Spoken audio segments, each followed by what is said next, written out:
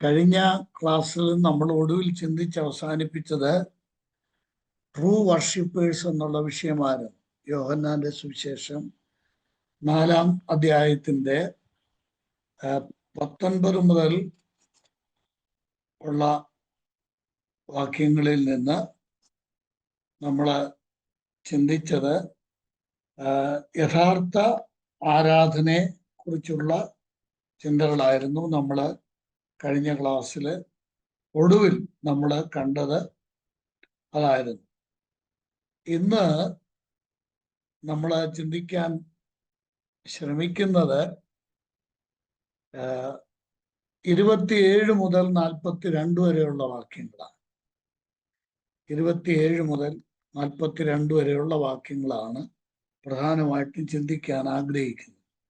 എന്നാൽ അതിൻ്റെ ഒരു സന്ദർഭം അല്ലെങ്കിൽ അതിൻ്റെ ഒരു ആ സാഹചര്യത്തിലേക്ക്, ആ പഠനത്തിലേക്ക്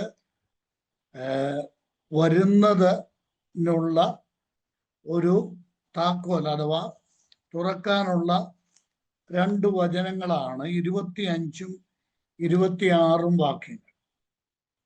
19 മുതൽ 24 വരെയുള്ള വാക്യങ്ങളിലാണ് യഥാർത്ഥ ആരാധകർ അല്ലെങ്കിൽ സത്യനമസ്കാരികൾ എന്ന വിഷയം, ട്രൂ വർഷിപ്പ്, സത്യ ആരാധന എന്ന വിഷയം 24-ാം വാക്യം വരെയാണ്.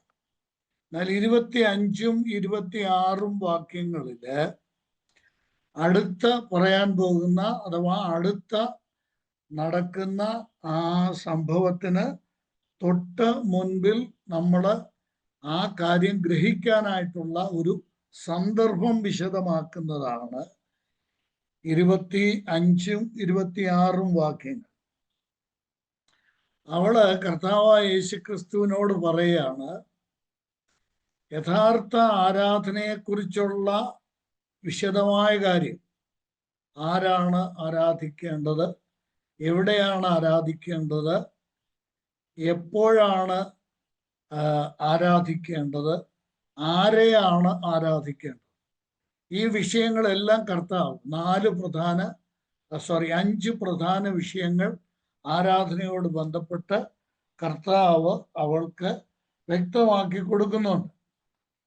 എങ്ങനെയാണ് ആരാധിക്കേണ്ടത് എന്നതുൾപ്പെടെ 5 പ്രധാനപ്പെട്ട ഉപദേശ വിഷയങ്ങൾ കർത്താവ് ഈ ശമരിയക്കാരിയോട് പറയുക. അത് കേട്ട ഉടൻ തന്നെ, കർത്താവ് ഈ വിശദീകരണം നൽകിയ ഉടൻ തന്നെ ശമരിയക്കാരി കർത്താവിനോട് പ്രതികരിക്കുന്നതാണ് 25-ഉം 26-ഉം വചനങ്ങൾ. എന്താ 25-ാം വാക്യത്തിൽ പറയുന്നത്?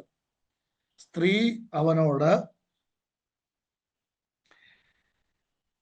മിശിഹ എന്ന് വെച്ചാൽ ക്രിസ്തു വരും എന്ന് ഞാൻ അറിയുന്നു. അടുത്ത വാചകം, അവൻ വരുമ്പോൾ സകലവും നിങ്ങൾക്ക് അറിയിച്ചു തരും. യേശു കർത്താവിനോട് ഈ ശമരിയക്കാരി പറയുകയാണ്, മിശിഹ വരും എന്ന് ഞാൻ അറിയുന്നു. എല്ലാവരും ശ്രദ്ധിക്കുന്നുണ്ടോ? ശ്രദ്ധ എല്ലാവരുടെയും ഉണ്ടെങ്കിലേ നമുക്ക് മുന്നോട്ട് പോകാൻ പറ്റുള്ളൂ.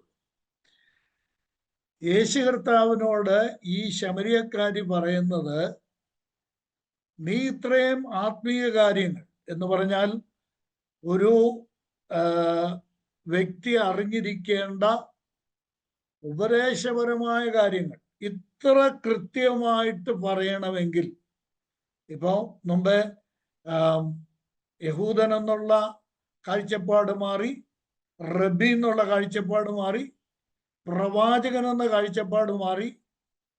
ഈ കാഴ്ചപ്പാടുകളെല്ലാം അവൾ യേശു കർത്താവിനെ കുറിച്ച് പറഞ്ഞാണ്. ഇപ്പോൾ അവൾ പറയുകയാണ്, ഇത്രയ്ക്ക് കൃത്യമായി ഈ ആത്മീക വിഷയങ്ങൾ പങ്കുവയ്ക്കണമെങ്കിൽ ഞാനൊരു കാര്യം അറിയുന്നുണ്ട്, മിശിഹ വരും. ആ മിശിഹ വരുമെന്ന് മാത്രമല്ല അവൾ പറയുന്നത്, അടുത്ത വാചകമാണ്. എന്താ? മിശിഹ വന്നാൽ വരുമ്പോൾ സകലവും ഉപദേശിച്ചു തരും, അഥവാ സകലവും അറിയിച്ചു തരും എന്ന് ഞാൻ അറിയുന്നു എന്ന് പറയുക. ഇത് ഈ സ്ത്രീ ഇത് പറയാൻ അവൾക്ക് എവിടെ നിന്ന് അറിവുണ്ടായി? മിശിഹ വരുമെന്ന് അവൾ എങ്ങനെ അറിഞ്ഞു? മിശിഹ വരും എന്ന കാര്യം ഇവൾ അറിഞ്ഞത് എങ്ങനെയാണ്? ആവർത്തന പുസ്തകം 18-ാം അധ്യായം. ഇതൊക്കെ വിശദമായിട്ടുള്ള പഠനമാണ്. ഞാൻ മണിക്കൂറുകൾ ഇരുന്ന് അധ്വാനിച്ച് ആണ് ഈ പഠനത്തിലേക്ക് വരുന്നത്. ആവർത്തന പുസ്തകം 18-ാം അധ്യായത്തിന്റെ 15ഉം 16ഉം വാക്യങ്ങൾ. ആവർത്തനം 18-ാം അധ്യായത്തിന്റെ 15-ാം വാക്യം മുതൽ 18-ന്റെ 15 മുതൽ. നിന്റെ ദൈവമായ യഹോവ നിനക്ക് എന്നെ പോലെ ഒരു പ്രവാചകനെ നിന്റെ മധ്യേ നിന്റെ സഹോദരന്മാരുടെ ഇടയിൽ നിന്ന് എഴുന്നേൽപ്പിച്ചു തരും. അവന്റെ വചനം നിങ്ങൾ കേൾക്കണം. ഞാൻ മരിക്കാതിരിക്കേണ്ടതിന് ഇനി എൻ്റെ ദൈവമായ യഹോവയുടെ ശബ്ദം കേൾപ്പാനും ഈ മഹത്തായ തീ കാണുവാനും എനിക്ക് ഇടവരരുതേ എന്നിങ്ങനെ ഹോരേബിൽ വെച്ച് മഹായോഗം കൂടിയ നാളിൽ നിന്റെ ദൈവമായ യഹോവയോട് നീ അപേക്ഷിച്ചതുപോലെ തന്നെ. അന്ന് യഹോവ എന്നോട് അരുളി ചെയ്തത് എന്തെന്നാൽ, അവർ പറഞ്ഞത് ശരി, നിന്നെപ്പോലെ ഒരു പ്രവാചകനെ ഞാൻ അവർക്ക് അവരുടെ സഹോദരന്മാരുടെ ഇടയിൽ നിന്ന് എഴുന്നേൽപ്പിച്ച് എൻ്റെ വചനങ്ങളെ അവന്റെ നാവിന്മേലാക്കും. ഞാൻ അവനോട് കൽപ്പിക്കുകയും അവൻ അവരോട് പറയും. 19-ാം വാക്യം കൂടെ. അവൻ എൻ്റെ നാമത്തിൽ പറയുന്ന എൻ്റെ വചനങ്ങൾ യാതൊരുത്തനെങ്കിലും കേൾക്കാതിരുന്നാൽ അവനോട് ഞാൻ ചോദിക്കും. ഇത് ആർക്കറിയാം? ഈ വചനം, ഈ ഭാഗം ശമര്യക്കാരിക്കറിയാം. കാരണം മോശ മുഖാന്തരം നൽകപ്പെട്ട പഞ്ചഗ്രന്ഥങ്ങൾ അവൾക്ക് അറിയാം. നമ്മൾ പലവട്ടം ഒരുപാട് ആവർത്തിച്ചതാണ്. മറന്നുപോകാൻ സാധ്യതയുള്ളത് കൊണ്ട് ഞാൻ വീണ്ടും പറയാം. പ്രവാചക പുസ്തകങ്ങളിലും സങ്കീർത്തനങ്ങളിലും പറഞ്ഞിരിക്കുന്ന കാര്യങ്ങൾ ഇവൾക്ക് അറിഞ്ഞുകൂടാ. ശമര്യർക്ക് ആകെ കൂടെ അറിയാവുന്നത് ഏതാണ്? ഉൽപ്പത്തി മുതൽ ആവർത്തനം വരെയുള്ള പഞ്ചഗ്രന്ഥങ്ങളിൽ ദൈവം അരുളി ചെയ്ത കാര്യങ്ങളാണ്, മോശ മുഖാന്തരം നൽകിയ കാര്യങ്ങളാണ്. അപ്പോൾ മോശ മുഖാന്തരം നൽകിയ ഈ വചനം ഇവൾക്കറിയാം. അവരും പ്രതീക്ഷയോടെ കാത്തിരിക്കുന്ന ഒരു കാര്യമാണ്. എന്താ? മിശിഹ വരും. അത് നമ്മള് 4-ാം അധ്യായം, യോഹന്നാന്റെ സുവിശേഷം 4-ാം അധ്യായത്തിന്റെ 25-ാമത്തെ വാക്യം. എത്ര കൃത്യമായിട്ടാണ് അവൾ പറയുന്നത്. മിശിഹ വരും എന്ന് ഞാൻ അറിയുന്നു, പിന്നെ അവൻ വരുമ്പോൾ സകലവും എന്ത് ചെയ്യും? ഉപദേശിച്ചു തരും. നോക്കിയേ, മോശ പറഞ്ഞതും ഇത് തന്നെയാണ്. അവൻ യഹോവയുടെ നാമത്തിൽ മനുഷ്യൻ അറിയേണ്ടത് മുഴുവൻ പറയും. ആ 19-ാം വാക്യം, 18-ന്റെ അവസാനവും 19-ാം വാക്യം എന്താ? ഞാൻ അവനോട് കൽപ്പിക്കുന്നതൊക്കെയും അവരോട് പറയും. ആ സ്ത്രീ ആ വാചകം വിട്ടില്ല. അവൻ സകലവും ഉപദേശിച്ചു തരും. മോശ മുഖാന്തരം ദൈവം പറഞ്ഞ കാര്യത്തിൽ ആ സ്ത്രീ കൃത്യമായിട്ട് പറയുന്നത് എന്താ? ദൈവം കൊടുക്കുന്നതൊക്കെ, യഹോവയായ ദൈവം മിശിഹായ്ക്ക് കൊടുക്കുന്നത് എന്താണോ അത് മുഴുവൻ, ആ കൽപ്പന മുഴുവൻ അവൻ അവരോട് പറയും. അടുത്ത വാചകം അതും അവൾ വിശ്വസിക്കുന്നുണ്ട്. എന്താ? അവൻ എൻ്റെ നാമത്തിൽ പറയുന്ന എൻ്റെ വചനങ്ങൾ യാതൊരുത്തനെങ്കിലും കേൾക്കാതിരുന്നാൽ, എന്ന് പറഞ്ഞാൽ വിശ്വസിക്കാതിരുന്നാൽ, അവനോട് ഞാൻ ചോദിക്കും. ഇത് ശമരിയാക്കാരിക്ക് നന്നായിട്ടറിയാം. ഇപ്പോൾ അവളുടെ ജീവിതത്തിലെ രഹസ്യങ്ങളൊക്കെ കർത്താവ് തുറന്നു പറഞ്ഞപ്പോൾ ആ സ്ത്രീ യേശു കർത്താവിനെ കണ്ട ഒരു പ്രവാചകനായിട്ട് ഈ മറഞ്ഞിരിക്കുന്ന കാര്യങ്ങൾ ഇത്ര വ്യക്തമായിട്ട് പറയണമെങ്കിൽ അവിടുന്ന് ഒരു പ്രവാചകനായിരിക്കണം. അത് കഴിഞ്ഞിട്ട് കർത്താവ് ആരാധനയെക്കുറിച്ച് പറഞ്ഞപ്പോൾ, ഞാൻ പറഞ്ഞത് മനസ്സിലാകുന്നുണ്ടല്ലോ, ആരാധനയെക്കുറിച്ച് പറഞ്ഞു കഴിഞ്ഞപ്പോൾ അവള് പറയുകയാണ്, നീ കേവലം ഒരു പ്രവാചകനായിരിക്കാൻ സാധ്യതയില്ല, നീ മിശിഹായാണ്. മിശിഹാണെന്ന് ഉറപ്പിച്ച് പറയുന്നില്ല, മിശിഹ വരും എന്ന് ഞാൻ അറിയുന്നു, അവൻ വരുമ്പോൾ സകലവും ഉപദേശിച്ച് തരും എന്ന് അവളോട് പറയുക. നോക്കണം, ഞാൻ ഇനി പറയുന്ന കാര്യം ഒന്ന് ശ്രദ്ധിക്കണേ. പ്രത്യേകിച്ചും സുവിശേഷം ഒക്കെ മറ്റുള്ളവരോട് പറയുന്നവരായിട്ടുള്ള സഹോദരന്മാർ, ഞാൻ ഉൾപ്പെടെ ഉള്ളവർ മനസ്സിലാക്കിയിരിക്കേണ്ട ഒരു കാര്യം ഞാൻ പറയട്ടെ. ഒരു പ്രാഥമിക അറിവ് അവൾക്കുണ്ടായി, ഇല്ലേ? ഒരു പ്രാഥമികമായ അറിവ് അവൾക്കുണ്ടായി. മിശിഹ വരുമെന്ന് അവൾക്കറിവുണ്ടായി. പ്രാഥമികമായ ആ അറിവ് അവൾക്കുണ്ടായി. അവൻ വരുമ്പോൾ സകല ഉപദേശിച്ച് തരും എന്ന് അവൾക്ക് മനസ്സിലാകുകയും ചെയ്തു. അവൾ അത് പറയുകയും ചെയ്തു. ഇതെന്താണെന്നറിയാമോ? ഇത് വിശ്വാസത്തിന്റെ ആദ്യ സ്റ്റെപ്പാണ്. ഒരു വ്യക്തി കർത്താവിനെ പരിചയപ്പെടുമ്പോൾ സംഭവിക്കുന്ന ആദ്യത്തെ കാര്യമാണിത്. അവിടെ മനസ്സിലൊരു ഉടക്ക് വീഴുക. ഇതാരാണ്?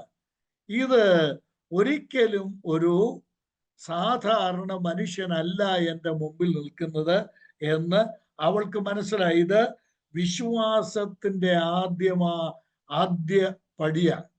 നമ്മൾ സുവിശേഷം പറയുമ്പോൾ ഇങ്ങനെയുള്ള പ്രതികരണം പറയുന്ന, ഇങ്ങനെയുള്ള പ്രതികരണം നൽകുന്നവരെ നമ്മൾ പെട്ടെന്ന് ഉപേക്ഷിച്ചിട്ട് പോകരുത്. അവരോട് സംസാരിക്കാൻ ആവശ്യമുണ്ട്. അവർ ദൈവകൃപയിലേക്ക് വരാൻ സാധ്യതയുള്ളവരാണ്. ഞാൻ പറയട്ടെ, ഏതൊരു വ്യക്തിയും സുവിശേഷത്തോട് അനുഭാവം കാണിച്ച് രക്ഷിക്കപ്പെടുന്നതിന് ചില ലക്ഷണങ്ങൾ അവർ പ്രകടമാക്കും. അവരുടെ ജീവിതത്തിൽ ചില ലക്ഷണങ്ങൾ ഉണ്ടാവും. ആ ലക്ഷണങ്ങൾ വെച്ച് നമ്മൾ അവരെ ഫോളോ ചെയ്യാൻ ആവശ്യമുണ്ട്. ഞാൻ ഇതോട് ചേർത്ത് വേറൊരു ഉദാഹരണം പറയാം. അപ്പോസ്തലന്മാരുടെ പ്രവൃത്തികൾ 10-ാം അധ്യായത്തില് നമ്മള് കാണുന്ന ആ ഒരു പ്രധാന സംഭവമാണല്ലോ കൊർന്നേലിയോസിന്റെ മാനസാന്തരം. കൊർന്നേലിയോസ്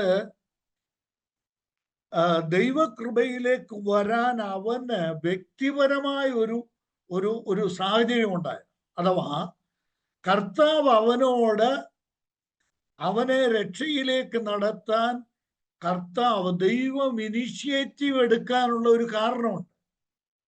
കണ്ടോ? ഈ സ്ത്രീയോട് കർത്താവായ യേശുക്രിസ്തു സംസാരിക്കുമ്പോൾ അവളെ വിടാതെ കർത്താവ് പിന്തുടരുകയും അവളോട് സംസാരിക്കുകയും ചെയ്യുന്നതിന് ഒരു കാരണമുണ്ട്. കാര്യം, അവളുടെ ഉള്ളിൽ ഒരു വലിയ ക്രിയ നടക്കുന്നുണ്ട്. അവളുടെ ഉള്ളിൽ എന്തോ ചില കാര്യങ്ങൾ ഉണ്ട്. ഇനിയും നമ്മളിപ്പോൾ ചിന്തിക്കുന്ന കൊർന്നേലിയോസിന്റെ കാര്യം എന്താണ്?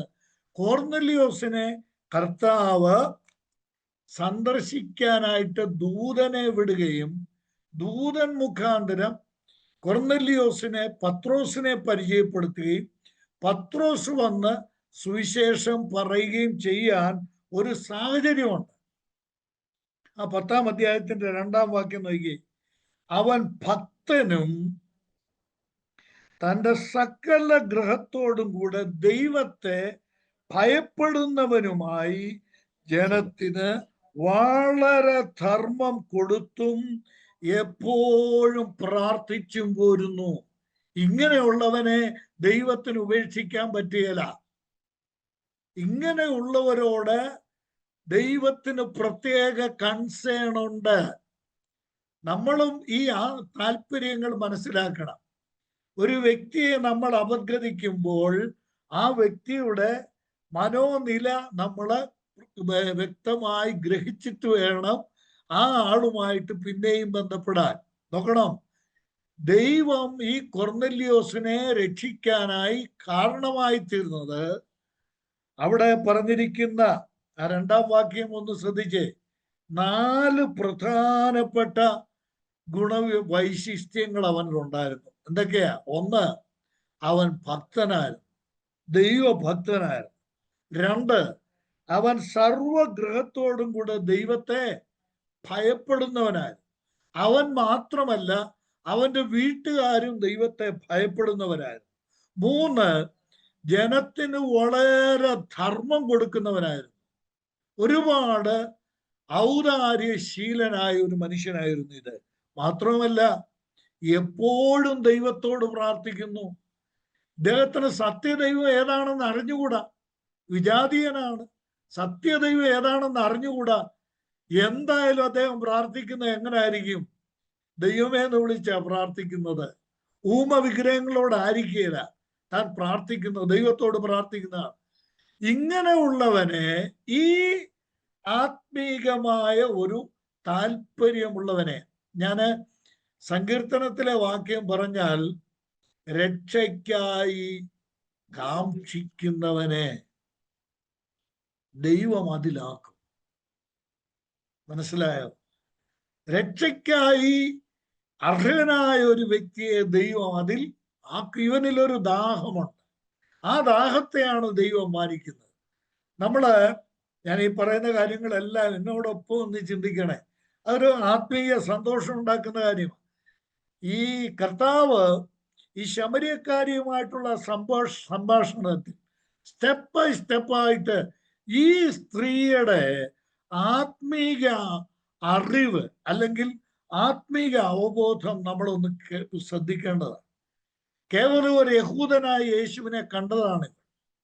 എന്നാൽ അവൾ കുറച്ചു കഴിഞ്ഞിട്ട് യേശു ക്രിസ്തുവിനെ അവള് ഒരു പ്രവാചകനായിട്ട് കാണുകയാണ്. മാത്രമല്ല, അല്പം കൂടെ കഴിഞ്ഞപ്പോൾ ഒരല്പം കൂടെ ഉയരത്തിൽ, നീ ഞങ്ങളുടെ പിതാവായ യാക്കോബിനേക്കാൾ വലിയ ആളാണോ ചോദിക്കുകയാണ്. അപ്പോൾ നോക്കണേ, ഈ സംഭാഷണത്തിൽ തന്നെ ഞാൻ ഈ പറയുന്നത് വ്യക്തമാകുന്നുണ്ടല്ലോ.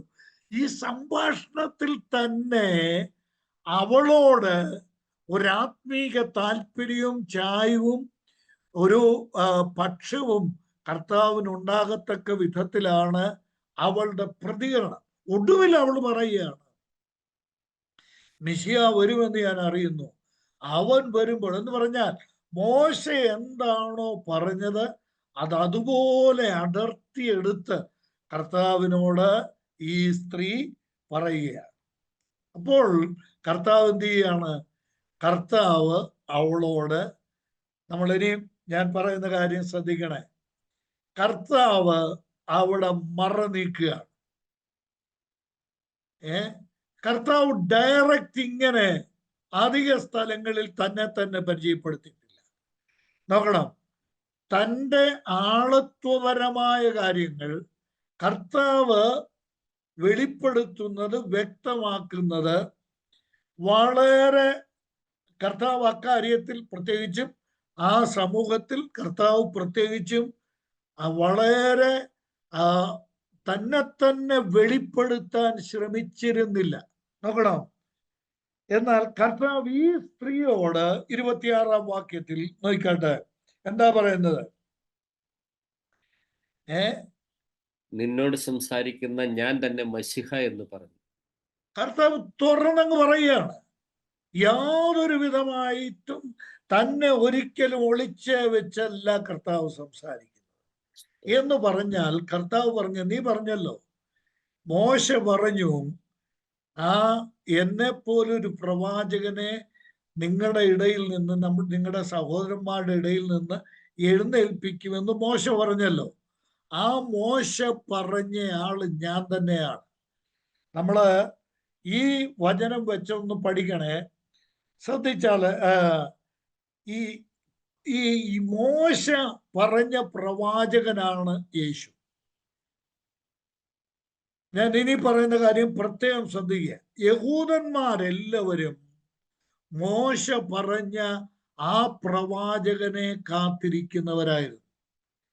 ഞാൻ ചില ഉദാഹരണങ്ങൾ, പെട്ടെന്ന് ഞാൻ വളരെ വേഗത്തിൽ ക്ലാസ് മുന്നോട്ട് കൊണ്ടുപോകണമെന്ന് ആഗ്രഹിച്ചാണ് ഇന്ന് കാര്യങ്ങളൊക്കെ ക്രമീകരിച്ച് ഓപ്പൺ ചെയ്യാൻ വന്നത്. അപ്പോഴാണ് ഈ പ്രശ്നങ്ങൾ ഉണ്ടായത്. സാരമില്ല, ശ്രദ്ധിക്കുക.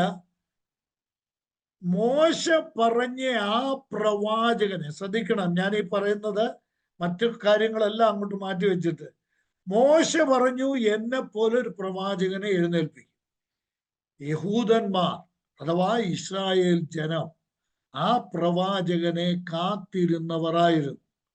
അതിന്റെ തെളിവുകൾ ഞാനൊന്ന് പറഞ്ഞു പോകാം. ചില വചനങ്ങൾ, ആ വാക്യങ്ങളൊന്ന് വായിച്ചു പോകാം. യോഹന്നാന്റെ സുവിശേഷം 1-ാം അധ്യായത്തിന്റെ 21-ാം വാക്യം. സന്ദർഭം ഞാൻ പറഞ്ഞിട്ട് നമുക്ക് വായിക്കാം. യോഹന്നാന്റെ അടുക്കൽ ഒരു ഡെലിഗേഷനെ പരീശന്മാർ വിട്ടിരിക്കുക. നീ ആരാണ്? നീ ക്രിസ്തുവാണോ? അല്ല എന്ന് പറഞ്ഞു. നീ ആ പ്രവാചകനോ? ഞാനൊന്ന് പറഞ്ഞിട്ട് സോറി, ഞാനൊന്ന് പറഞ്ഞോട്ടെ പ്ലീസ്. അപ്പോ കർത്താവ് യോഹന്നാൻ സ്നാപകൻ ആരാണ് എന്ന് അവന്റെ അടുക്കൽ വന്നവർ ചോദിക്കുമ്പോൾ, ഓരോ ചോദ്യങ്ങൾ ചോദിക്കുമ്പോഴും ഒടുവിൽ അവർ ചോദിക്കുന്ന ഒരു ചോദ്യം നോക്കിയേ, 21-ാം വാക്യം. ഇനി വായിച്ച, നീ ഏലിയാവോ എന്ന് അവനോട് ചോദിച്ചതിന് അല്ല എന്ന് പറഞ്ഞു. നീ ആ പ്രവാചകനോ എന്നതിന് അല്ല എന്ന് അവൻ അവിടെയാണ് പ്രശ്നം കിടക്കുന്നത്. കണ്ടോ ചോദ്യം? കണ്ടോ? നീ ഏലിയാവോ എന്ന് ചോദിച്ചു, അല്ലെന്ന് പറഞ്ഞു. അടുത്ത ചോദ്യം എന്താ? നീ ആ പ്രവാചകനോ? ഇതാരോടാ? യോഹന്നാൻ സ്നാപകനോട് ചോദിക്കുകയാണ്. നീ ആ പ്രവാചകനോ? ഏത് പ്രവാചകൻ? മോശ മുഖാന്തരം പറഞ്ഞ, സഹോദരന്മാരുടെ ഇടയിൽ നിന്ന് ഞാൻ നിന്നെപ്പോലൊരു പ്രവാചകനെ എഴുന്നേൽപ്പിക്കും എന്ന് പറഞ്ഞ ആ പ്രവാചകനാണോ? മനസ്സിലായല്ലോ? അപ്പോൾ യഹൂദന്മാര് കാത്തിരുന്നത് മിശിഹായെയാണ്. ആ മിശിഹ ആര് പറഞ്ഞ പ്രവാചകനാണ്? മോശ പറഞ്ഞ പ്രവാചകനാണ്. മോശ പറഞ്ഞ പ്രവാചകനാണോ നീ എന്ന് യോഹന്നാനെ തെറ്റിദ്ധരിച്ച് ചോദിക്കുകയാണ്. കാര്യം യോഹന്നാൻ പറഞ്ഞ വചനങ്ങൾ, യോഹന്നാന്റെ പ്രഭാഷണങ്ങൾ, അത് കേട്ട് ജനത്തിന്റെ മാനസാന്തരം, ഇതെല്ലാം കണ്ടപ്പോൾ ജനം വിചാരിച്ചു തീർച്ചയായിട്ടും ആ പ്രവാചകനായിരിക്കും ഈ വന്നിരിക്കുന്നത് എന്ന് വിചാരിച്ചു. ഇനി നോക്കുക, അവരിൽ ഈ യഹൂദന്മാരുടെ ഇടയിൽ ഈ ചിന്താഗതി അവരുടെ മനസ്സിൽ കിടപ്പുണ്ടായിരുന്നു. 6-ാം അധ്യായത്തിലേക്ക് വന്നിട്ട് യോഹന്നാൻ എഴുതിയ സുവിശേഷം 6-ാം അധ്യായത്തിന്റെ 14-ാം വാക്യം നോക്കിയാൽ, 6:14. അവൻ ചെയ്ത അടയാളം ആളുകൾ കണ്ടിട്ട് ലോകത്തിലേക്ക് വരുവാനുള്ള പ്രവാചകൻ ഇവനാകുന്നു സത്യം എന്ന് പറഞ്ഞു. നോക്കിയേ, ലോകത്തിലേക്ക് വരുവാനുള്ള പ്രവാചകൻ, യേശു കർത്താവ് ചെയ്ത അടയാളങ്ങൾ കണ്ടിട്ട് ലോകത്തിലേക്ക് വരുവാനുള്ള പ്രവാചകൻ ഇവൻ ആകുന്നു എന്ന് മാത്രമല്ല, അതിൻ്റെ കൂടെ ഒരു സത്യവും കൂടെ ചേർത്തിട്ടുണ്ട്. കണ്ടോ? ലോകത്തിലേക്ക് വരുവാനുള്ള പ്രവാചകൻ ഇവനാകുന്നു സത്യം. കണ്ടോ?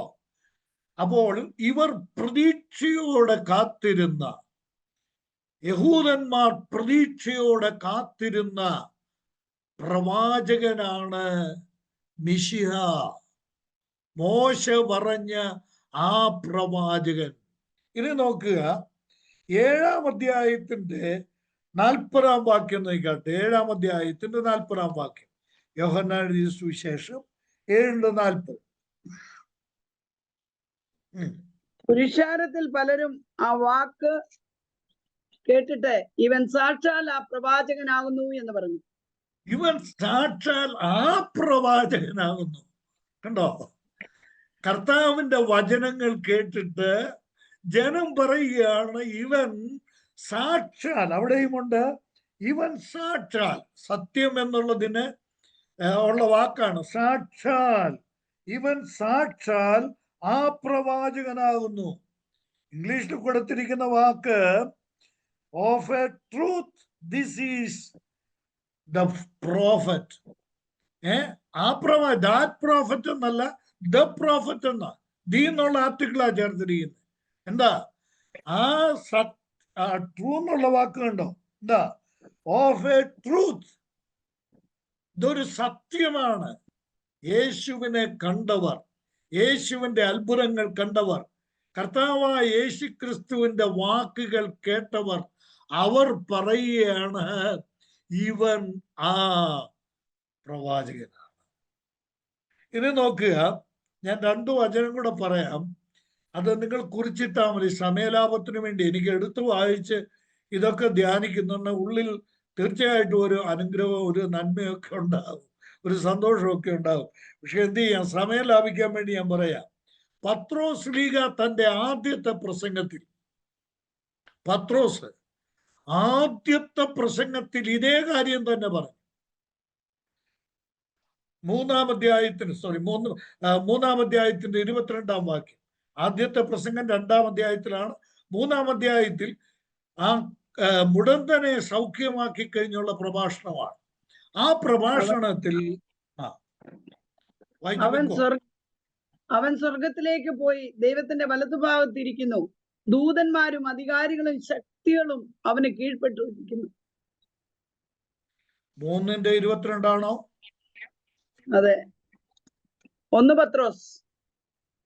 1 പത്രോസ് അല്ല, അപ്പസ്തലന്മാരുടെ പ്രവൃത്തികൾ 3:22. ദൈവമായ കർത്താവ് നിങ്ങളുടെ സഹോദരന്മാരിൽ നിന്ന് എന്നെ പോലെ ഒരു പ്രവാചകനെ നിങ്ങൾക്കും എഴുന്നേൽപ്പിച്ചു തരും. അവൻ നിങ്ങളോട് സംസാരിക്കുന്ന സകലത്തിലും നിങ്ങൾ അവന്റെ വാക്ക് കേൾക്കണം. കണ്ടോ? ഇത് പത്രോസിന്റെ പ്രസംഗമാണ്. ഇനി സ്തേഫാനോസിന്റെ പ്രസംഗത്തിൽ ഇതേ കാര്യം പറയുന്നുണ്ട്. 7-ാം അധ്യായത്തിന് 37-ാം വാക്യം. സ്തേഫാനോസിന്റെ പ്രസംഗത്തിൽ 7:37 അവിടെയും താൻ പറയുന്നുണ്ട്, ദൈവം നിങ്ങളുടെ സഹോദരന്മാരിൽ നിന്ന് എന്നെ പോലെ ഒരു പ്രവാചകനെ നിങ്ങൾക്ക് എഴുന്നേൽപ്പിച്ചു തരും എന്ന് ഇസ്രായേൽ മക്കളോട് പറഞ്ഞ മോശ അവൻ തന്നെ. കണ്ടോ? മോശയുടെ കാര്യം പറയുമ്പോഴാണ് ഈ വാചകം സ്തേഫാനോസ് പറയുന്നത്.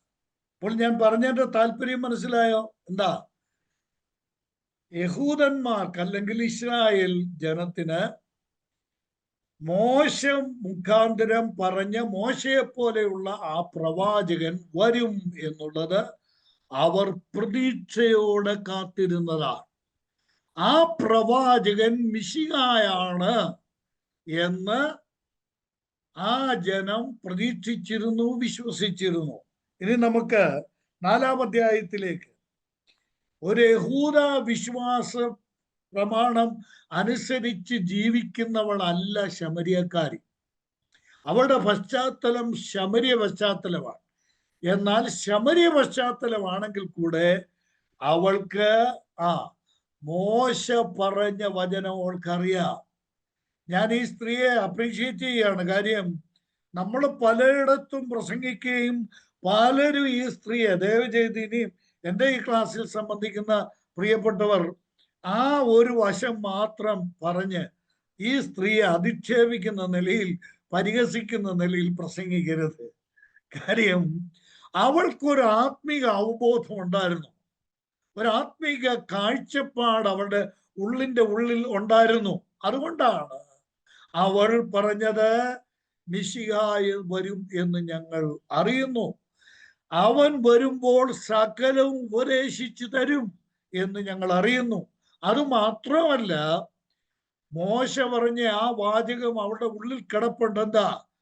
ആ പ്രവാചകന്റെ വാക്ക് കേൾക്കാതിരുന്നാൽ അവരോട് ദൈവം ചോദിക്കും എന്നുള്ളത്. അവരോട് ദൈവം ചോദിക്കും എന്നുള്ളത്. ഇനി നോക്കുക, ഇത് ഈ സ്ത്രീ പറഞ്ഞപ്പോൾ, ഞാൻ മുമ്പ് പറഞ്ഞ ആശയത്തിലേക്ക് മടങ്ങി വരട്ടെ. ഇത് ഈ സ്ത്രീ പറഞ്ഞു കഴിഞ്ഞപ്പോൾ കർത്താവ് പറയാണ്, ഇനി ഞാൻ നിന്റെ മുമ്പാകെ എന്നെ തന്നെ മറക്കുന്നില്ല, നിന്നോട് സംസാരിക്കുന്ന. കണ്ടോ? 26-ാം വാക്യം. നിന്നോട് സംസാരിക്കുന്ന ഞാൻ തന്നെ മിശിഹാ. നമുക്ക് ഈ രംഗമൊക്കെ ഒന്ന് വിഷ്വലൈസ് ചെയ്തെങ്കിലേ അത് മനസ്സിലാകും. രണ്ടേ പേരേ ഉള്ളൂ സംസാരിക്കാൻ, നട്ടുച്ച സമയമാണ്. ഒന്ന് ചിന്തിച്ചു നോക്കി, ഈ സംഭാഷണം തുടങ്ങിയിട്ട് കുറെ നേരമായി. ഇങ്ങനെ കാര്യങ്ങൾ പറഞ്ഞു വന്നൊടുവിൽ അവളുടെ മുമ്പിൽ നിന്നുകൊണ്ട് കർത്താവ് അവളെ പ്രകമ്പനം കൊള്ളിച്ചുകൊണ്ട് കർത്താവ് പറഞ്ഞ വാചകം എന്താണ്? നിന്നോട് സംസാരിക്കുന്ന ഈ ഞാൻ തന്നെയാണ് മിശിഹ. അപ്പോൾ അവളുടെ ഹൃദയത്തിലുണ്ടായ, അവളുടെ അന്തരാത്മാവിലുണ്ടായ ആ വലിയ സന്തോഷം അല്ലെങ്കിൽ ആ വലിയ മാറ്റം നമ്മൾക്ക് ഊഹിക്കാവുന്നതിലും അപ്പുറമാണ്. ഞാന് ഒന്ന് പറയട്ടെ, എല്ലാവരും വളരെ ഗൗരവമായിട്ട് ഇത് ഒന്ന് മനസ്സിലാക്കുക. കർത്താവ് തന്നെ വെളിപ്പെടുത്തുന്നതിൽ, അഥവാ ദ പേഴ്സൺ ഓഫ് ക്രൈസ്റ്റ്, യേശുക്രിസ്തു എന്ന ആളത്വത്തെ മറ്റുള്ളവരുടെ മുമ്പിൽ തുറന്നു കാട്ടുന്നതിന് കർത്താവ് വളരെ വൈമുഖ്യം കാണിച്ചിരുന്നു. കർത്താവ് പലരെയും സൗഖ്യമാക്കിയിട്ട് തന്നെ പറഞ്ഞു, ഇതാരോടും പറയരുത്. തന്നെ വെളിപ്പെടുത്താൻ കർത്താവ് ആഗ്രഹിച്ചിരുന്നില്ല. എന്നാൽ ഇവിടെ നോക്കിക്കേ, ഒരു കർത്താവ് യാതൊരു ഒളിച്ചുകളിയും നടത്താതെ അവളോട് വ്യക്തമായിട്ട് പറയുകയാണ്, നിന്നോട് സംസാരിക്കുന്ന ഞാൻ തന്നെയാണ് മിശിഹ എന്ന്. അപൂർവ സന്ദർഭങ്ങൾ മാത്രമേ കർത്താവ് ഇത് ചെയ്തിട്ടുള്ളൂ. ഞാനൊന്ന് വ്യക്തമാക്കാം. മഹാപുരോഹിതന്മാരും മറിച്ചും തിരിച്ചും ഒക്കെ ഇട്ട് ചോദിച്ചു, നീ ആരാ? പറ, നീ വന്യനായ ദൈവത്തിന്റെ പുത്രനായ ക്രിസ്തുവാണോ? ചോദിച്ചു. തന്റെ വിസ്താരവേളയിൽ പീലാത്തോസ് ചോദിച്ചു. ശ്രദ്ധിക്കണേ, ഇവരോടൊന്നും ആരംഭത്തിൽ യേശു ക്രിസ്തു സമ്മതിക്കുന്നില്ല, പറയുന്നില്ല. ഞാനാണ് ക്രിസ്തു, ഞാനാണ് മിശിഹ എന്ന് ഇവരോടൊന്നും കർത്താവ് വ്യക്തമാക്കാൻ തയ്യാറാകുന്നില്ല. എന്നാൽ അപൂർവം ചില സന്ദർഭങ്ങളിൽ കർത്താവ് ഈ കാര്യം ചെയ്തിട്ടുണ്ട്. ഞാൻ മറ്റൊരു സന്ദർഭം, നമ്മൾ പഠിക്കാൻ പോകുന്നതാണ്, മറ്റൊരു സന്ദർഭം ഒന്ന് ചൂണ്ടിക്കാണിക്കാം. യോഹന്നാൻ എഴുതിയ സുവിശേഷം 9-ാം അധ്യായത്തിന്റെ 37-ാം വാക്യം. അവിടെ ഈ പിറവി കുരുടൻ കർത്താവായ യേശുക്രിസ്തുവിനാൽ സൗഖ്യമായി. യേശു കർത്താവ് അവനെ സൗഖ്യമാക്കി കഴിഞ്ഞിട്ട് കർത്താവ് പിന്നെയും അവനെ കാണുന്നുണ്ട്. നോക്കുക, 9-ാം അധ്യായത്തിന്റെ 37-ാമത്തെ വാക്യം. നീ അവനെ കണ്ടിട്ട് നിന്നോട് സംസാരിക്കുന്നവൻ അവൻ തന്നെ എന്ന് പറഞ്ഞു. ഉടനെ അവൻ, കർത്താവെ, ഞാൻ വിശ്വസിക്കുന്നു എന്ന് പറഞ്ഞ് അവനെ നമസ്കരിച്ചു. കണ്ടോ? ഇത് 9-ാം അധ്യായത്തിന്റെ 37-ാം വാക്യമാണ്. ഇത് സന്ദർഭം ഒന്ന് മനസ്സിലാക്കണേ. സന്ദർഭം ആ 35-ാം വാക്യത്തിലുണ്ട്. ഇവനെ യഹൂദന്മാരെല്ലാരും കൂടി, പരീശന്മാരെല്ലാരും കൂടെ വന്ന് ഈ പാവം മനുഷ്യനെ വല്ലാതെ ഉപദ്രവിച്ചു. എന്ന് പറഞ്ഞാൽ അദ്ദേഹത്തോട് ചോദിക്കാവുന്ന ചോദ്യങ്ങളെല്ലാം ചോദിച്ചു. ഏറ്റവും ഒടുവിൽ, ആരാ നിന്നെ സൗഖ്യമാക്കിയെന്ന് ചോദിച്ചെന്ന് പറഞ്ഞ്, എനിക്കറിയത്തില്ല, എനിക്ക് കണ്ണ് കാണാൻ വയ്യായിരുന്നു, ഇപ്പൊ എനിക്ക് ഒന്നറിയാം, എനിക്ക് കണ്ണ് കാണാം, എനിക്കിപ്പോ അതേ എനിക്ക് അറിയത്തുള്ളൂ എന്ന് പറഞ്ഞു. നീ ഒരു കാര്യം ചെയ്, അവൻ പ്രവാചകനല്ല, അവൻ പാപിയാണെന്ന് പറ എന്ന് പറഞ്ഞ് ആ മനുഷ്യനെ വളരെയേറെ മാനസികമായിട്ട് വളരെയേറെ ദുഃഖിപ്പിക്കുക മാത്രമല്ല, ആ 35-ാം വാക്യത്തിൽ കണ്ടോ, അവനെ പുറത്താക്കി. അവനെ ഇവരെല്ലാവരും കൂടെ ചേർന്ന് അവന്റെ വീട്ടിൽ നിന്നും അവന്റെ നാട്ടിൽ നിന്നും അവന്റെ അവന് ഇടപെടുന്ന സ്ഥലത്ത് നിന്നും അവനെ പുറത്താക്കി. സ്തോത്രം. ഇത് യേശു കേട്ടു. അവനെ പുറത്താക്കി എന്ന് യേശു കേട്ടു. നോക്കണം കർത്താവിന്റെ സ്നേഹം. പുറത്താക്കി എന്ന് കേട്ടപ്പോൾ കർത്താവ് ചെന്ന് അവനെ കാണുക. കർത്താവ് ചെന്ന് അവനെ കണ്ടിട്ട് കർത്താവിനോട് സംസാരിക്കുന്നവനെ ഈ കുരുടൻ ചോദിക്കുന്ന ചോദ്യം കണ്ടോ? യജമാനെ, എന്നെ സൗഖ്യമാക്കിയത് ആരാ? ഞാൻ അവനിൽ വിശ്വസിക്കാം. എന്നെ സൗഖ്യമാക്കിയത് ആരാ എന്ന് ചോദിച്ചപ്പോൾ കർത്താവിന്റെ മുമ്പിൽ നിന്ന് പറയുക, നിന്നോട് സംസാരിക്കുന്ന ഞാൻ തന്നെയാണ്. അവൻ നിന്നോട് സംസാരിക്കുന്നവൻ അവൻ തന്നെ. ആ വചനം ഒന്ന് ശ്രദ്ധിക്കണേ. എങ്ങനാ പറഞ്ഞ്? നിന്നോട് സംസാരിക്കുന്ന ഞാൻ തന്നെ എന്നല്ല, നിന്നോട് സംസാരിക്കുന്നവൻ അവൻ തന്നെ. നിന്നോട് സംസാരിക്കുന്നവൻ അവൻ തന്നെ. നിന്നെ സൗഖ്യമാക്കിയവനാണ് അവൻ തന്നെ എന്ന് പറഞ്ഞാൽ അതിന്റെ അർത്ഥം എന്താണെന്നറിയാമോ? നിന്നോട് സംസാരിക്കുന്നവൻ അവൻ തന്നെ. നിന്നോട് സംസാരിക്കുന്ന അവൻ ആണ് ഞാൻ. ഇനി നോക്കണം, ഈ 4-ാം അധ്യായത്തിലേക്ക് വന്നേ. അവളോട് പറയുന്നത്, ശമരിയക്കാരിയോട് പറയുന്നത് എന്താ? നിന്നോട് സംസാരിക്കുന്ന ഞാൻ തന്നെ മിശിഹ. നിന്നോട് സംസാരിക്കുന്ന ഞാൻ തന്നെ മിശിഹ. ഗ്രീക്ക് ഭാഷയിൽ ഇത് കൊടുത്തിരിക്കുന്ന പോലെ അല്ല മലയാളത്തിൽ കൊടുത്തിരിക്കുന്നത്. ഗ്രീക്കിൽ കൊടുത്തിരിക്കുന്നത് ഇഗു, ഇമി, ഹു, ലലൂം, സോയ് എന്നാണ് ആ വാചകം കൊടുത്തിരിക്കുന്നത്. ആ വാചകം ഗ്രീക്കിൽ കൊടുത്തിരിക്കുന്നത് അങ്ങനെയാണ്. അതിന്റെ അർത്ഥം എന്താണെന്നറിയാമോ? അതിന്റെ അർത്ഥം I am the one speaking to you. I am the one speaking to. ഞാൻ ആകുന്നവനാണ് നിന്നോട് സംസാരിക്കുന്നത്. അത് ഗ്രീക്ക് ഭാഷയിൽ വരുമ്പോൾ അത് വളരെ വ്യക്തമാണ്.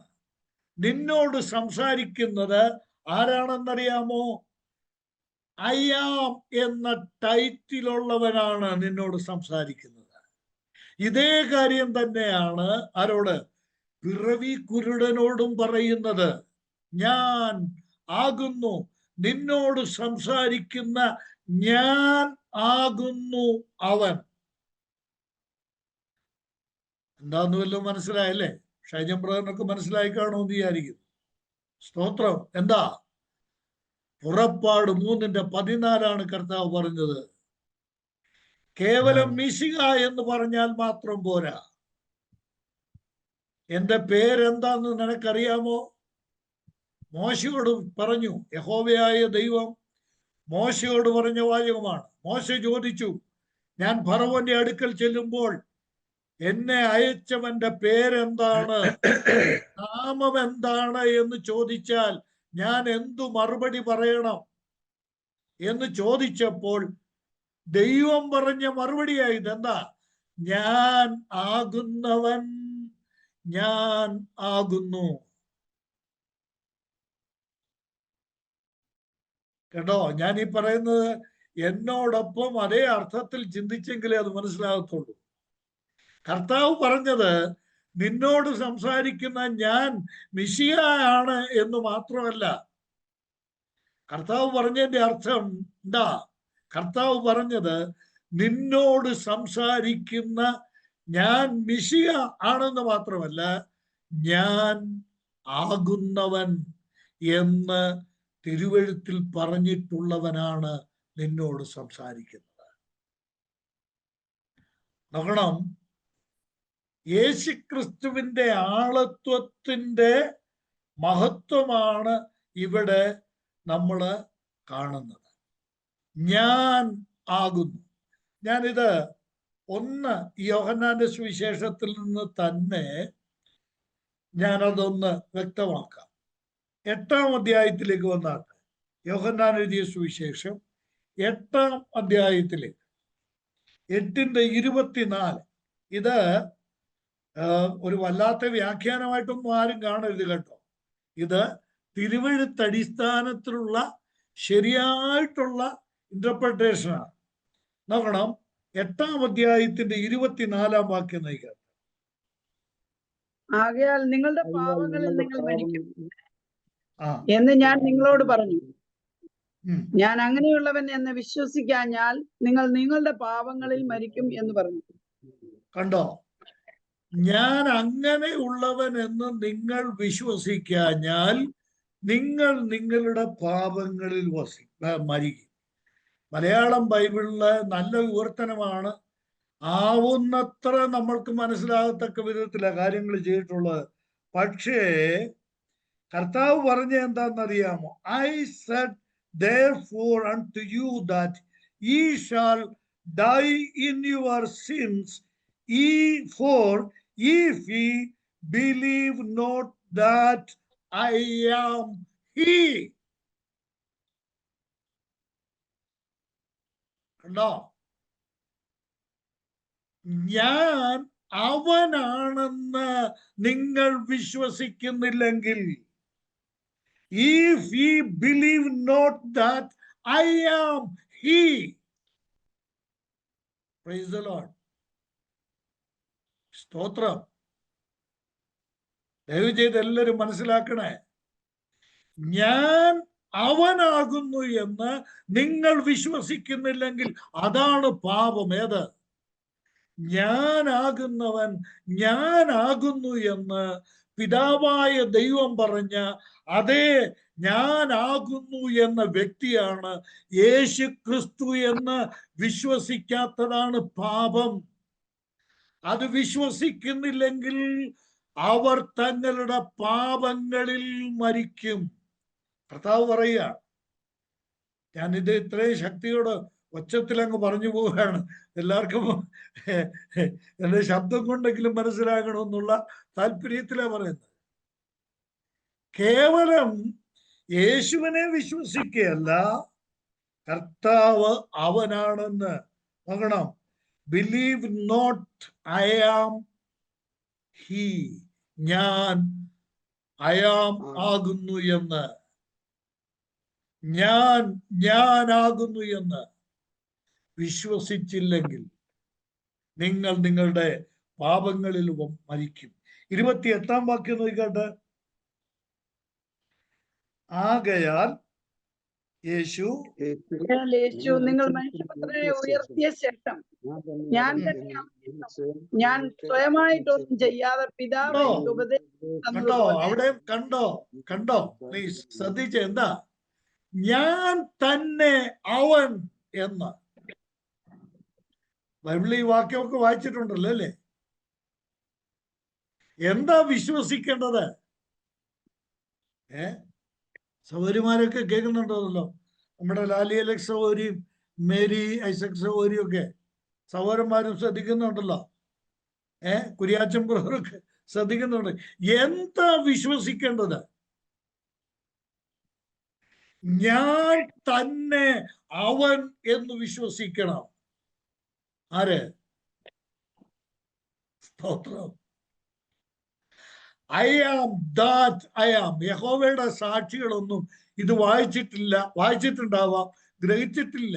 ഇനി ഞാൻ പറയട്ടെ, പലരും എത്ര വട്ടം വായിച്ചു പോയാലും ഈ വചനത്തിന്റെ തൂക്കം അനുസരിച്ച് ഗ്രഹിച്ചിട്ടുള്ളവർ ചുരുക്കമാണ്. കർത്താവായ യേശു യഹൂദ ജനത്തോട് പറഞ്ഞത്, ഞാൻ അവനാണ് എന്ന് നിങ്ങൾ അറിയണം, നിങ്ങൾ വിശ്വസിക്കണം. ഞാൻ ആരാണ്? മോശ പറഞ്ഞ പ്രവാചകൻ എന്നല്ല. പിന്നെ മോശയോട് യഹോവയായ ദൈവം പറഞ്ഞ ഞാൻ ആകുന്നു എന്നുള്ളവൻ. മനസ്സിലാകുന്നത് ഞാൻ വിചാരിക്കുകയാണ് കേട്ടോ. ഇതൊക്കെ ഗ്രഹിച്ചെങ്കില് കർത്താവായ യേശുവിന്റെ മഹത്വത്തിന്റെ ആഴം നമ്മൾക്ക് ഗ്രഹിക്കാൻ സാധിക്കുന്നു. ഇനി നോക്കട്ടെ, 58-ാം വാക്യം നോക്കി. 8-ാം അധ്യായത്തിന്റെ 58-ാം വാക്യം.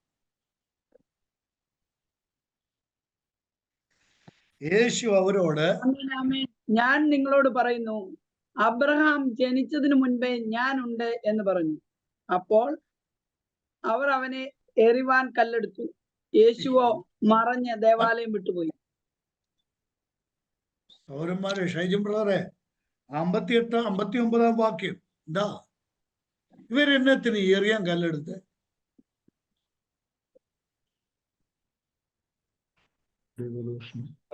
ജനിച്ചതിന് മുമ്പ് ഞാനുണ്ടെന്ന് പറഞ്ഞുകൊണ്ട്.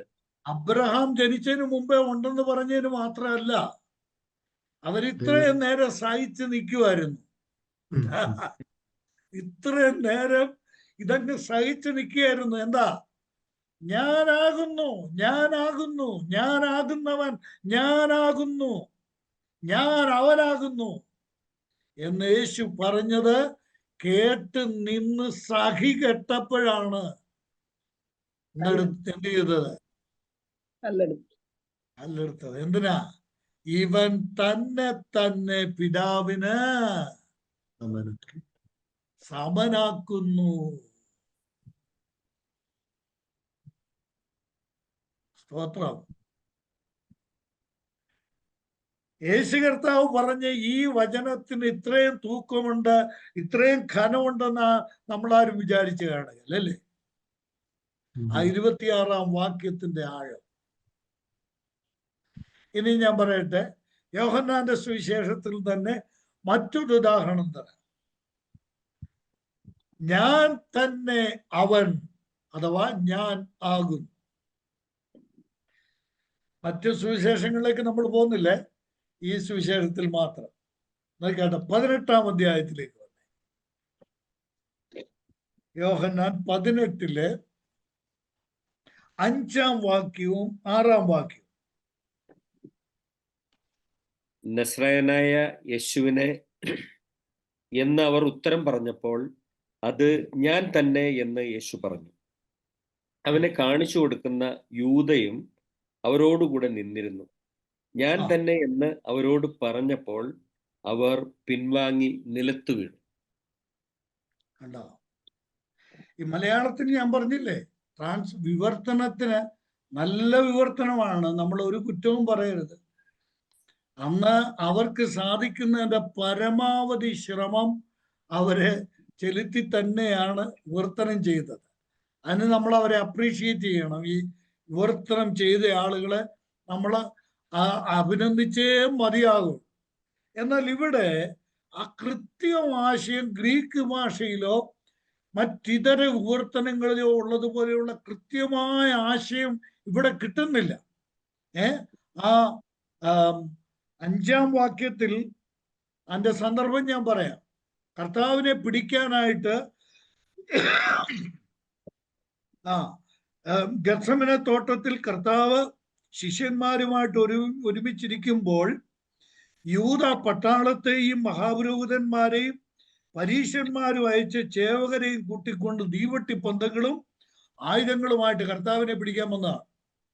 ഇവിടെ മഹാപുരോഹിതന്റെ ചേവകരും ഒക്കെ ആയിട്ട് വന്നിരിക്കുക, പരീശന്മാരും എല്ലാവരും കൂടെ കർത്താവിനെ പിടിക്കാനായിട്ട് വന്നിരിക്കുകയാണ്. അപ്പോൾ കർത്താവ് പുറത്തു ചെന്നു. 4-ാം വാക്യം. കർത്താവ് തോട്ടത്തിന്റെ പുറത്തോട്ട് ചെന്നിട്ട് കർത്താവ് അവരോട് ചോദിച്ചു, നിങ്ങൾ ആരെയാ തരുന്നത്? നിങ്ങൾക്ക് ആരെയാ വേണ്ടത്? നിങ്ങൾ ആരെയാ അന്വേഷിക്കുന്നത്? അപ്പോൾ അവർ പറഞ്ഞ മറുപടിയാണ് ഷൈജൻ ബ്രദർ വായിച്ചു കേൾപ്പിച്ചത്. എന്താ? നസ്രയനായ യേശുവിനെ തന്നെ. ഞങ്ങൾ തിരയുന്നത് നസ്രയനായ യേശുവിനെയാണ്. അപ്പോൾ കർത്താവ് പറഞ്ഞു കേട്ടോ, അത് ഞാൻ തന്നെ, അത് ഞാൻ തന്നെ. ഇംഗ്ലീഷിൽ എങ്ങനാ? ഗ്രീക്ക് ഭാഷയിലൊന്നും എൻ്റെ കയ്യിലില്ല, ഞാൻ ഇംഗ്ലീഷിലെ വായിക്കുക. I am he.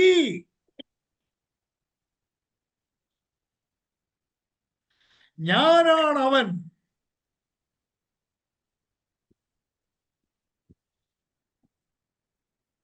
കർത്താവ് ഇത്രയും പറഞ്ഞതേ ഉള്ളൂ. ഞാനാണ് അവൻ. മോശയോട് യഹോവയായ ദൈവം പറഞ്ഞ ഞാനാകുന്നവൻ ഞാനാകുന്നു എന്നുള്ള ഞാൻ ആകുന്നവൻ നിങ്ങളുടെ മുമ്പിൽ നിൽക്കുക. പിടിച്ചോ. ഞാൻ ആകുന്നു. ഇത് പറഞ്ഞു കഴിഞ്ഞപ്പോൾ എന്താ സംഭവിച്ചത്? 6-ാം വാക്യം. മലയാളം ബൈബിളൊക്കെ വായിച്ചാല് ഇത് പറഞ്ഞപ്പോ പിൻവാങ്ങി നിലത്ത് വീണു എന്നാണ് മലയാളം ബൈബിളിൽ എഴുതിയിരിക്കുന്നത്. ശരിക്കുമുള്ള ഗ്രീക്ക് ഭാഷയിൽ എഴുതിയിരിക്കുന്ന അവർ ബോധരഹിതരായി വീണു. അവരുടെ കോൺഷ്യസ് നഷ്ടപ്പെട്ടു പോയി. കേൾക്കണേ, ഒരു മാന്ത്രിക വടിയൊന്നും അവിടെ കറക്കിയില്ല. മന്ത്ര തുവാല വീശിയോ? ഇല്ല. യേശു വേറെ എന്തെങ്കിലും അത്ഭുതങ്ങൾ കാണിച്ചോ? ഒന്നുമില്ല. ഒറ്റ വചനം ആ അധരപുടങ്ങളിൽ നിന്ന് അടർന്നു വീണു. ഒരൊറ്റ വചനം, ഒരൊറ്റ വാചകം, ഒരൊറ്റ ടൈറ്റിൽ, യഹോവയായ ദൈവത്തിന്റെ നാമം. അത് മാത്രം യേശു പറഞ്ഞു, ഞാൻ ആകുന്നു. ബോധം കെട്ടുപോയി.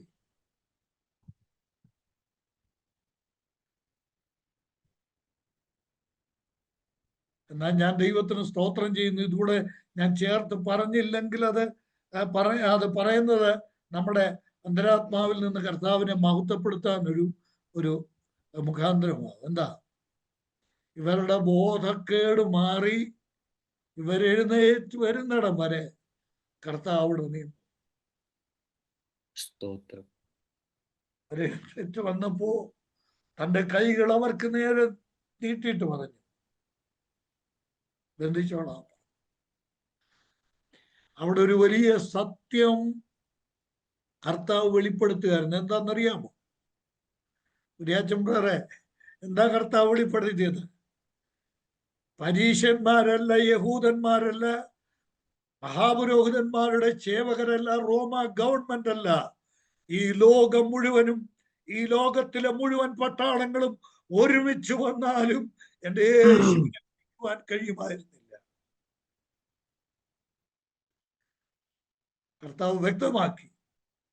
എന്നാൽ എന്നെയും നിങ്ങളെയും ഓർത്തപ്പോൾ നമ്മുടെ കർത്താവ്, സ്തോത്രം, തന്റെ കൈകൾ കൂച്ചു വിലങ്ങിന് വേണ്ടി ഏൽപ്പിച്ചു കൊടുത്തു. തന്നെത്താൻ ഏൽപ്പിച്ചു കൊടുത്തില്ലായിരുന്നെങ്കിൽ ആർക്കും യേശുവിനെ ഒന്നും ചെയ്യുവാൻ സാധിക്കുമായിരുന്നില്ല. കേട്ടോ? നമ്മൾ നമ്മുടെ കർത്താവിനെ എത്രമാത്രം സ്നേഹിച്ചാൽ മതിയാകും. സാക്ഷാൽ ദൈവമായ ഞാനാകുന്നവൻ ഞാനാകുന്നു എന്ന് അവകാശപ്പെടുവാൻ കഴിയുന്ന നമ്മുടെ കർത്താവ് നമ്മൾക്ക് വേണ്ടി തന്നെത്താൻ ഏൽപ്പിച്ചു കൊടുക്കുകയായിരുന്നു. മടങ്ങി വരാൻ നമ്മൾക്ക് ഈ കാര്യമാണ് കർത്താവായ യേശു ക്രിസ്തു ശമരിയക്കാരിയോട് പറയുന്നത്. നിന്നോട് സംസാരിക്കുന്ന ഞാൻ ആകുന്നു. ഞാൻ തന്നെയാണ് മിശിയ. മാത്രമല്ല, ഞാൻ ആരാണ്? ഞാൻ ആകുന്നു. അത് ഗ്രീക്ക് ഭാഷയിൽ ഞാൻ വായിച്ചു കേൾപ്പിച്ചല്ലോ, ഞാൻ പറഞ്ഞു കേൾപ്പിച്ചല്ലോ. കർത്താവായ യേശു ക്രിസ്തുവിന്റെ പിതാവായ ദൈവത്തോട് സമത്വമുള്ള ദൈവത്വമാണ് കർത്താവ് അവിടെ പ്രകടമാക്കിയത്. ഇപ്പോൾ നമ്മുടെ പഠനത്തിന് ഈ 2 വാക്യങ്ങൾ അടുത്ത പഠനത്തിലേക്കുള്ള വാതിൽ തുറന്നു കഴിഞ്ഞിരിക്കുക. എന്താ അടുത്ത പഠനം?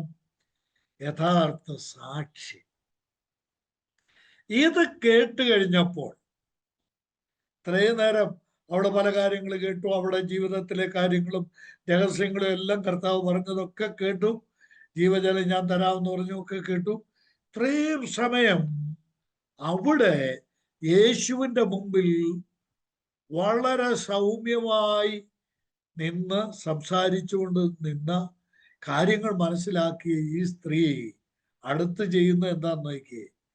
അടുത്ത് നമ്മൾ ചിന്തിക്കുന്നത് 27 മുതൽ 42 വരെയുള്ള ഈ സ്ത്രീയുടെ പ്രതികരണവും കർത്താവ് അതിന് അവളുടെ ആ പ്രതികരണത്തിനനുസരിച്ച് ഉണ്ടാകുന്ന സാഹചര്യങ്ങളിൽ കർത്താവ് സംസാരിക്കുന്നതുമായിട്ടുള്ള വിലപ്പെട്ട ആത്മീക സത്യങ്ങളാണ്. ഞാൻ ഇങ്ങനെ പറയട്ടെ, നമ്മളൊക്കെ ഈ ഭാഗമൊക്കെ വായിക്കുന്നുണ്ട്, നമ്മൾ ചിന്തിക്കത്തില്ലേ, പലപ്പോഴും ചിന്തിക്കുക ഇവിടുന്നൊക്കെ എന്തോ ക്ലാസ് എടുക്കാനാ, ഇവിടുന്നൊക്കെ എന്തോ പറയാനാ, ഇവിടെ എന്തെങ്കിലുമൊക്കെ കാര്യങ്ങളുണ്ടോ ഇല്ലേ? ഇതൊക്കെ പറയുന്നത് ആ സ്ത്രീയെ പാത്രം ഇട്ടേച്ച് അവൾ ഓടിപ്പോയി പട്ടണത്തിൽ ചെന്ന് പറഞ്ഞു, അവരെല്ലാവരും കൂടെ വന്നു, യേശു ലോകരക്ഷിതാവാണെന്ന് അവരെല്ലാവരും കൂടെ പറഞ്ഞു. ഇത് വളരെ എളുപ്പം നമുക്ക് കാര്യങ്ങൾ പറഞ്ഞു പോകാം. പലപ്പോഴും നമ്മൾ ഇങ്ങനെയാണ് ഈ കാര്യങ്ങളെ വിലയിരുത്തുകയും പഠിക്കുകയും പഠിപ്പിക്കുകയും ഒക്കെ ചെയ്യുന്നു. പക്ഷേ ഇവിടെ ഒരുപാട് അനുഗ്രഹിക്കപ്പെട്ട സത്യങ്ങൾ ഉണ്ട്.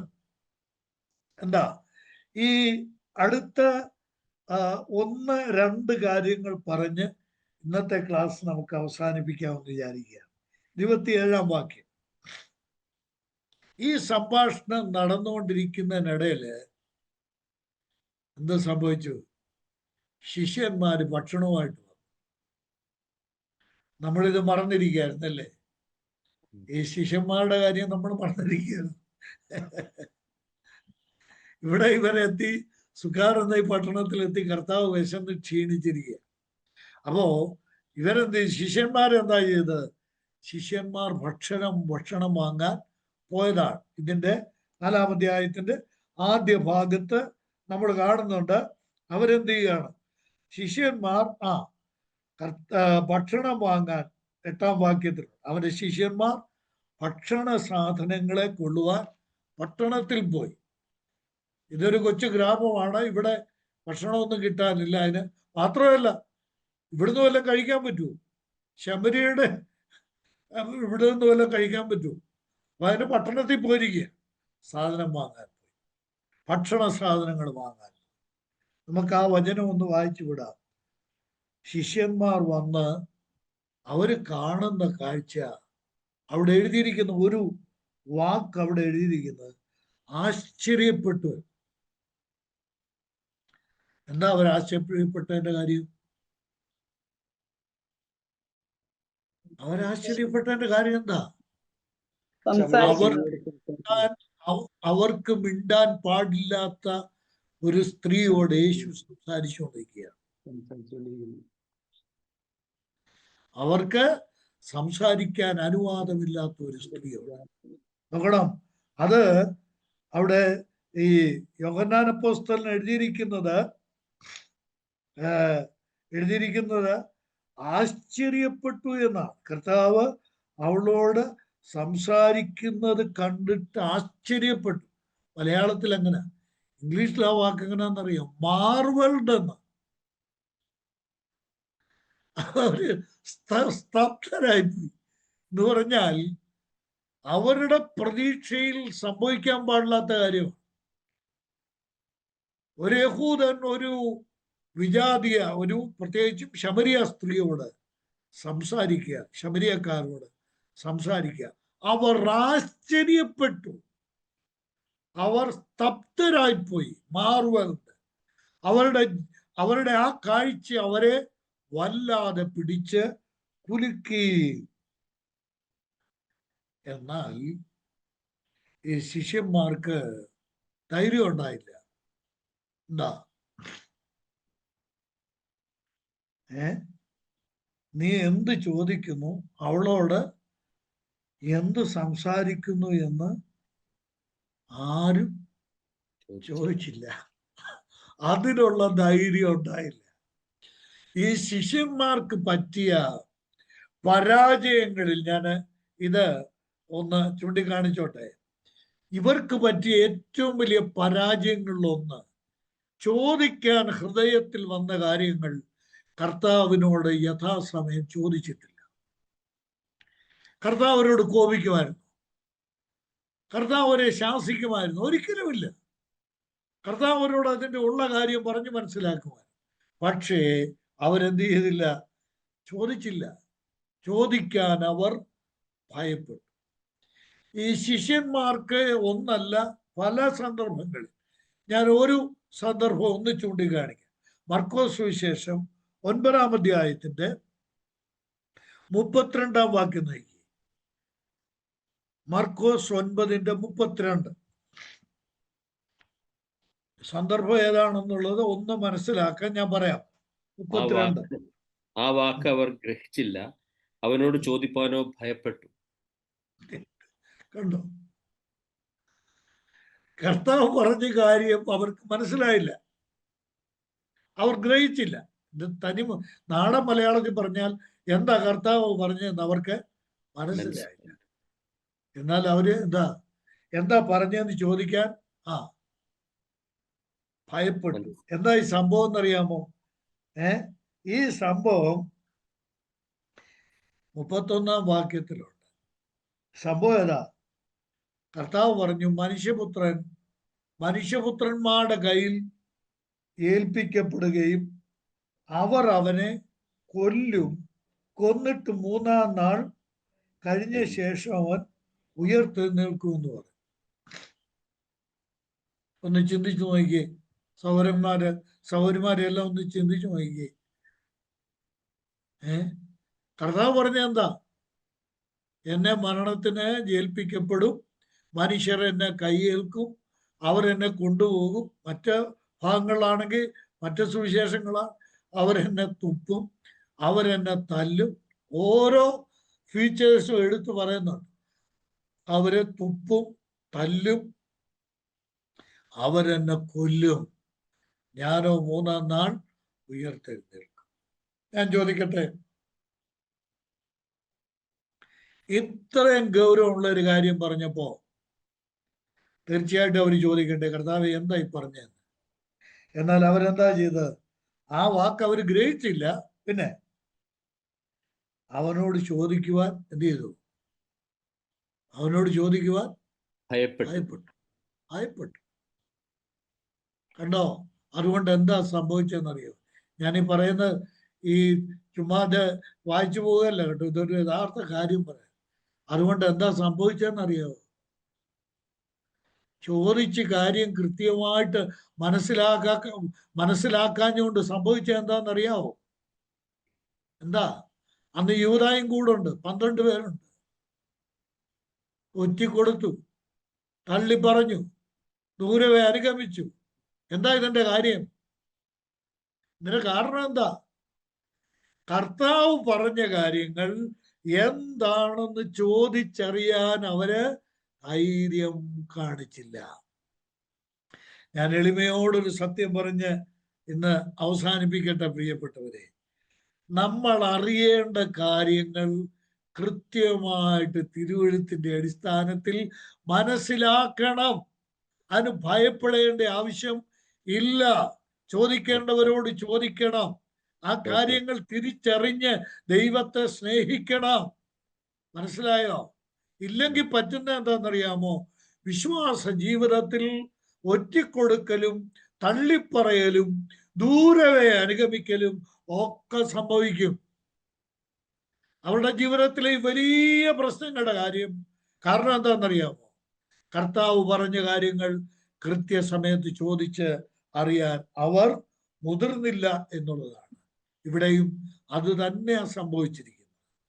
കർത്താവിനോട് സംസാരിക്കുന്ന കണ്ടപ്പോൾ, എന്താ കർത്താവേ അവിടുന്ന് ഇങ്ങനെ സംസാരിച്ചത് എന്ന് ചോദിച്ചിരുന്നെങ്കിൽ, സ്തോത്രം, ഞാൻ പറയട്ടെ, യോഹന്നാൻ എഴുതിയ ഈ സുവിശേഷത്തിൽ നമ്മളിപ്പോൾ പഠിച്ചുകൊണ്ടിരിക്കുന്ന ഈ ഭാഗത്ത് നമ്മൾക്ക് കുറെ കൂടെ വലിയ സത്യങ്ങൾ യേശു കർത്താവ് പറഞ്ഞത് കിട്ടുമായിരുന്നു.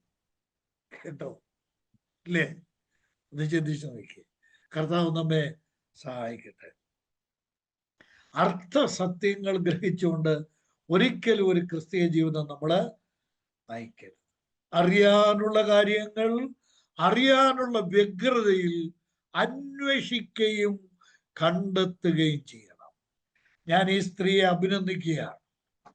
ഈ സംഭാഷണത്തിന്റെ ആരംഭം മുതൽ അവളുടെ അന്വേഷണത്തിന്റെ മനോഭാവം, ആ സ്ത്രീയിൽ നിന്ന് ഇങ്ങനെ ഒന്നിനു പുറകെ ഒന്നായി വന്ന് ഏറ്റവും ഒടുവിൽ യേശുവിനെ മിശിഹ എന്ന് ഏകദേശ രൂപേണെങ്കിലും, പൂർണ്ണമായിട്ടല്ലെങ്കിലും ഏകദേശ രൂപേണെങ്കിലും അംഗീകരിക്കത്തക്ക അവസ്ഥയിലേക്ക് ആ സ്ത്രീ നടന്നു. എന്നാൽ കർത്താവിന്റെ ശിഷ്യന്മാർ അതിൽ പരാജയപ്പെടുക. നമ്മൾക്ക് ഇന്ന് പഠിച്ച കാര്യങ്ങൾ നമ്മുടെ ജീവിതത്തിൽ ഒരിക്കലും മറക്കരുത്. നമ്മുടെ കർത്താവ് ആരാണ് എന്ന് ശമര്യക്കാരിയുടെ മുമ്പിൽ കർത്താവ് തന്നെ തന്നെ അനാവരണം ചെയ്യുകയാണ്. ഞാന്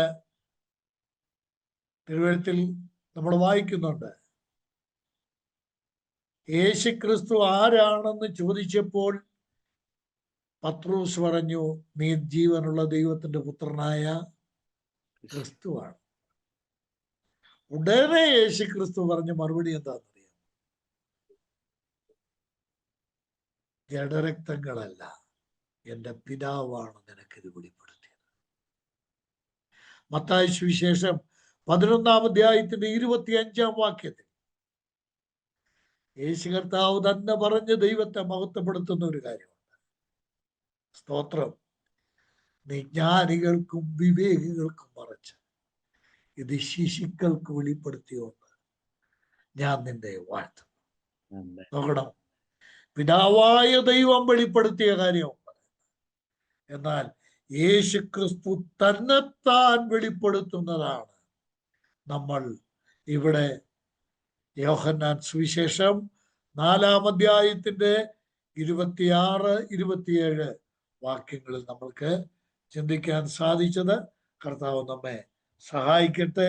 നമ്മുടെ കർത്താവിന്റെ മഹത്വത്തെ ധ്യാനിച്ച് കർത്താവിനെ നമ്മൾക്ക് സ്നേഹിക്കാം, സേവിക്കാം.